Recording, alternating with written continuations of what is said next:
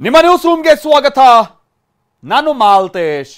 ಮೂಡ ಹಗರಣ ಇದು ದಿನಕ್ಕೊಂದು ಟ್ವಿಸ್ಟ್ ಪಡೆದುಕೊಳ್ತಾ ಇರುವಂತ ಹಗರಣ. ಇದೀಗ ಸರ್ಕಾರ ಹೊರಡಿಸಿರುವಂತ ಒಂದು ಆದೇಶವೇ ಮುಖ್ಯಮಂತ್ರಿಗಳಿಗೆ ತಿರುಗುಬಾಣವಾಗುವ ಸಾಧ್ಯತೆ ಇದೆ. ಮೂಡಾದ ಮಾಜಿ ಆಯುಕ್ತ ದಿನೇಶ್ ಅವರನ್ನ ಹಲವು ಕಾರಣ ನೀಡಿ ಅಮಾನತು ಮಾಡಲಾಗಿದೆ ಅಂತ ಕಾರಣಗಳಲ್ಲಿ ಈ 50-50ರ ಅನುಪಾತದಲ್ಲಿ ಸೈಟ್ ನೀಡಿರುವಂತದ್ದು ಕಾನೂನು ಬಾಹಿರ ಅನ್ನೋ ವಿಚಾರವನ್ನು ಕೂಡ ಪ್ರಸ್ತಾಪಿಸಲಾಗಿದೆ. ಅಂದ್ರೆ ಅದು ಒಂದು ಕಾರಣವನ್ನ ಕೊಡಲಾಗಿದೆ. ಇದೀಗ ಇದೇ ಆದೇಶದ ಮುಳ್ಳು ಸಿಎಂಗೆ ಚುಚ್ಚುವ ಸಾಧ್ಯತೆ ಇದೆ.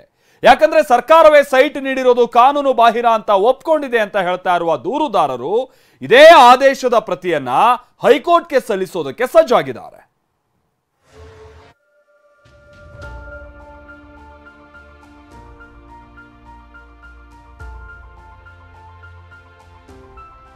ಸುಳ್ಳು ಹೇಳಿಲ್ಲ, ಅಸತ್ಯ ನುಡಿದಿಲ್ಲ.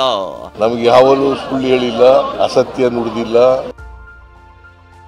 ತಪ್ಪು ಮಾಡಿಲ್ಲ, ಅದಕ್ಕೆ ನಮಗೆ ಭಯವಿಲ್ಲ.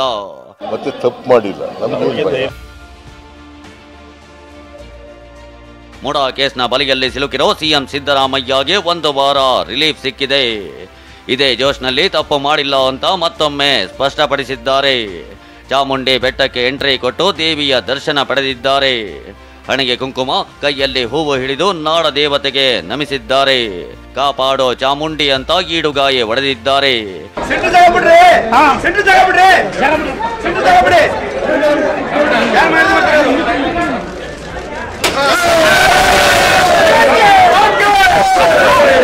ಹೀಗೆ ಕಾಯಿ ಹೊಡೆದು ಕಾನ್ಫಿಡೆಂಟ್ನಲ್ಲಿದ್ದ ಹೊತ್ತಲ್ಲೇ ನಿನ್ನೆ ರಾತ್ರಿ ಮುಡಾ ಕೇಸ್ನಲ್ಲಿ ಪತನವಾದ ಮೊದಲ ವಿಕೆಟ್ನ ಅಸಲಿ ರಹಸ್ಯ ಹೊರಬಿದ್ದಿದೆ. ಇಡೀ ಮುಡಾ ಕೇಸ್ಗೆ ಅತಿ ದೊಡ್ಡ ತಿರುವು ಸಿಗುವಂತ ಸ್ಫೋಟಕ ವಿಚಾರ ಮುಡಾ ಮಾಜಿ ಆಯುಕ್ತ ದಿನೇಶ್ ಅಮಾನತು ಆದೇಶದಿಂದಲೇ ಬಯಲಾಗಿದೆ. ಅದೇನು ಅಂತೀರಾ? ಆ ಭಯಾನಕ ಸತ್ಯವನ್ನ ತೋರಿಸ್ತೀವಿ ನೋಡಿ. ಮುಡಾ ಸೈಟು ಹಂಚಿಕೆ ಹಗರಣದಲ್ಲಿ ಅತಿ ದೊಡ್ಡ ಟ್ವಿಸ್ಟ್. ಕಾನೂನು ಬಾಹಿರವಾಗಿ ಸೈಟು ಹಂಚಿಕೆ, ಮುಡಾ ಮಾಜಿ ಆಯುಕ್ತ ಸಸ್ಪೆಂಡ್. 50-50ರ ಅನುಪಾತದಲ್ಲಿ ಸೈಟ್ ಕೊಟ್ಟಿದ್ದು ತಪ್ಪು ಅಂತ ಒಪ್ಪಿಕೊಂಡ ಸರ್ಕಾರ. ಸರ್ಕಾರ ಹೊರಡಿಸಿರೋ ಅಮಾನತು ಆದೇಶವೇ ಸಿಎಂ ಸಿದ್ದರಾಮಯ್ಯಗೆ ಮುಳುವಾಗೋ ಸಾಧ್ಯತೆ ಇದೆ. 50-50 ಅನುಪಾತದಲ್ಲಿ ಸೈಟ್ ಕೊಟ್ಟಿದ್ದೇ ತಪ್ಪು ಅಂತ ಸರ್ಕಾರವೇ ಒಪ್ಪಿಕೊಂಡಿರೋದು ದಿನೇಶ್ ಅಮಾನತು ಆದೇಶದ ಪ್ರತಿಯಲ್ಲಿದೆ. 50-50 ಮಾಡಿದ್ದು ಬಿಜೆಪಿಯವರು, ನಾವಲ್ಲ. ಅದರಂತೆ ಸೈಟ್ ಪಡೆದಿದ್ದೀವಿ ಅಂತಿದ್ದ ಸಿಎಂಗೆ ಸರ್ಕಾರಿ ಆದೇಶವೇ ತಿರುಗು ಬಾಣವಾಗ್ತಿದೆ. ಮುಡಾ ಮಾಜಿ ಆಯುಕ್ತ ಜಿಟಿ ದಿನೇಶ್ ಕುಮಾರ್ರನ್ನ ಅಮಾನತು ಮಾಡಲಾಗಿದೆ. ಅಮಾನತು ಆದೇಶದಲ್ಲಿ ರಾಜ್ಯ ಸರ್ಕಾರ ಹಲವು ಸತ್ಯ ಬಿಚ್ಚಿಟ್ಟಿದೆ. ಅದೇನು ಅಂದ್ರೆ 2009ರಲ್ಲಿ 50-50 ಅನುಪಾತದ ಸೈಟ್ ಹಂಚಿಕೆ ನಿಯಮ ಜಾರಿಯಾಗಿದೆ. ಈ ನಿಯಮದನ್ವಯ 2009ಕ್ಕಿಂತ ಮೊದಲು ನಿರ್ಮಾಣವಾದ ಹಳೆ ಬಡಾವಣೆಗಳಿಗೆ 50-50 ಅನುಪಾತ ಅನ್ವಯಿಸಲ್ಲ. ಆದರೂ 2009ರ ಹಿಂದಿನ ಬಡಾವಣೆಗಳ ಬದಲಿ ನಿವೇಶನಗಳಿಗೂ 50-50 ಅನುಪಾತದಡಿ ಸೈಟ್ ಮಂಜೂರು ಮಾಡಲಾಗಿದೆ ಅಂತ ಅಮಾನತು ಆದೇಶದಲ್ಲೇ ಉಲ್ಲೇಖಿಸಲಾಗಿದೆ. ಹೀಗಾಗಿ 2009ಕ್ಕಿಂತ ಹಿಂದಿನ ಪ್ರಕರಣಗಳಿಗೂ ಹಲವರಿಗೆ ಸೈಟ್ ನೀಡಿರುವುದು ಕಾನೂನು ಬಾಹಿರ ಅಂತ ಸರ್ಕಾರದ ಅಧೀನ ಕಾರ್ಯದರ್ಶಿ ಆದೇಶ ಹೊರಡಿಸಿದ್ದಾರೆ. ಇಂಟ್ರೆಸ್ಟಿಂಗ್ ಅಂದ್ರೆ 2001ರಲ್ಲಿ ದೇವನೂರು 3ನೇ ಹಂತ ಬಡಾವಣೆ ನಿರ್ಮಾಣ ಅಂತ ಸಿಎಂ ಪತ್ನಿ ಪತ್ರ ಬರೆದಿದ್ದಾರೆ. ಇದು ಕೂಡ 2009ಕ್ಕಿಂತ ಮೊದಲೇ ಬರೆದಿರೋದ್ರಿಂದ ಸಿಎಂ ಪತ್ನಿಗೂ ಸೈಟ್ ನೀಡಿರೋದು ಕಾನೂನು ಬಾಹಿರಾನ ಅನ್ನೋ ಚರ್ಚೆ ಎದ್ದಿದೆ. ಹೀಗಾಗಿ ಈ ಆದೇಶವೇ ಸಿಎಂಗೆ ಮುಳ್ಳಾಗುತ್ತೆ ಅಂತ ಚರ್ಚೆಯಾಗ್ತಿದೆ. ಟೆನ್ಷನ್ ಇಲ್ಲ ಅಂತಿದ್ದ ಸಿಎಂ ಸಿದ್ದರಾಮಯ್ಯ ಅವರಿಗೆ ಈ ಬಗ್ಗೆ ಪ್ರಶ್ನೆ ಕೇಳ್ತಾಗಿದ್ದಂತೆ ಆರ್ಡರ್ ಕಾಪಿಯಲ್ಲೇನಿದೆ ನೋಡಿಲ್ರಿ ಅಂತ ಗರಂ ಆಗಿದ್ದಾರೆ.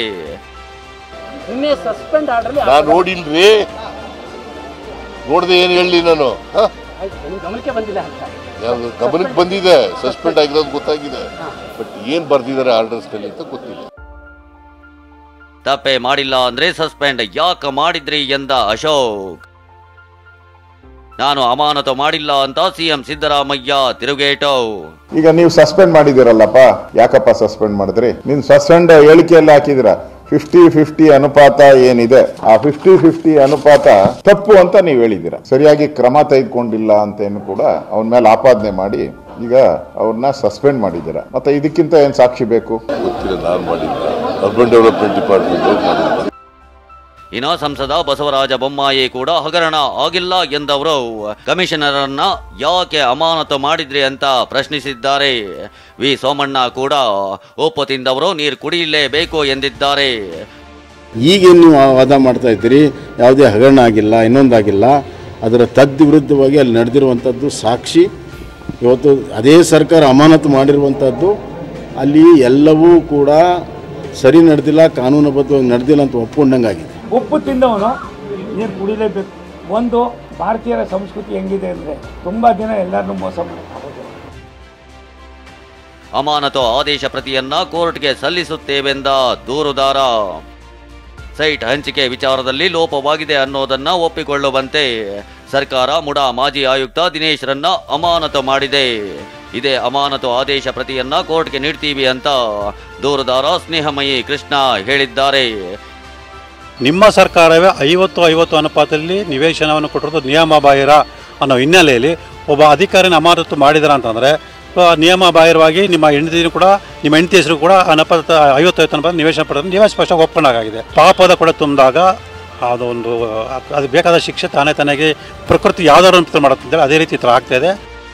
ಈ ಮಧ್ಯೆ ಹಗರಣವನ್ನ ಬಯಲಿಗೆ ಎಳೆದ ಆರ್ಟಿಐ ಕಾರ್ಯಕರ್ತ ಗಂಗರಾಜು ಮೇಲೆ ಹಲ್ಲೆಗೆ ಯತ್ನ ಆರೋಪ ಕೇಳಿ ಬಂದಿದೆ. ಮೈಸೂರು ಶ್ರೀರಂಗಪಟ್ಟಣ ಮುಖ್ಯ ರಸ್ತೆಯಲ್ಲಿ ನಂಬರ್ ಪ್ಲೇಟ್ ಇಲ್ಲದ 2 ಬೈಕ್ಗಳಲ್ಲಿ ಬಂದಿದ್ದ 4 ಆಗಂತುಕರು ಹಲ್ಲೆಗೆ ಯತ್ನಿಸಿದ್ರು ಅಂತ ಗಂಗರಾಜು ಪೊಲೀಸ್ ಕಮಿಷನರ್ಗೆ ದೂರು ನೀಡಿದ್ದಾರೆ. ಛಲವಾದಿ ನಾರಾಯಣ ಸ್ವಾಮಿ ವಿರುದ್ಧ ರಾಜ್ಯಪಾಲರಿಗೆ ದೂರು. ಈ ಮಧ್ಯೆ ಮುಯ್ಯಿಗೆ ಮುಯ್ಯಿ ಕೌಂಟರ್ಗೆ ಕೌಂಟರ್ ಎಂಬಂತೆ ಛಲವಾದಿ ನಾರಾಯಣ ಸ್ವಾಮಿ ವಿರುದ್ಧ ಕಾಂಗ್ರೆಸ್ ನಾಯಕರು ದೂರು ನೀಡಿದ್ದಾರೆ. ಕೆಎಡಿಬಿಯಿಂದ ಅಕ್ರಮವಾಗಿ ಭೂಮಿ ಪಡೆದಿದ್ದಾರೆ ಅಂತ ಆರೋಪಿಸಿ ಸರ್ಕಾರದ ಮುಖ್ಯ ಸಚೇತಕ ಸಲೀಂ ಅಹಮದ್ ನೇತೃತ್ವದಲ್ಲಿ ರಾಜ್ಯಪಾಲರಿಗೆ ದೂರು ನೀಡಲಾಗಿದೆ. ಇದಕ್ಕೆ ಕಿಡಿಕಾರಿರೋ ಪರಿಷತ್ ವಿಪಕ್ಷ ನಾಯಕ ಛಲವಾದಿ ನಾರಾಯಣ ಸ್ವಾಮಿ, ನಾನು ತಪ್ಪು ಮಾಡಿದರೆ ನನ್ನ ಪಕ್ಷ ದಂಡಿಸುತ್ತೆ ಎಂದಿದ್ದಾರೆ.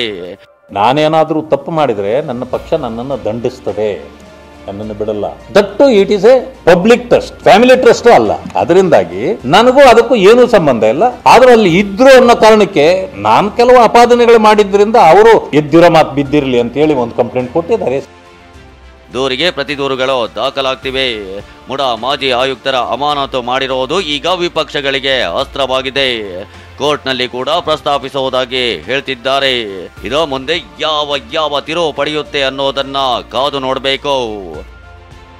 ರಾಮ್, TV9 ಮೈಸೂರು.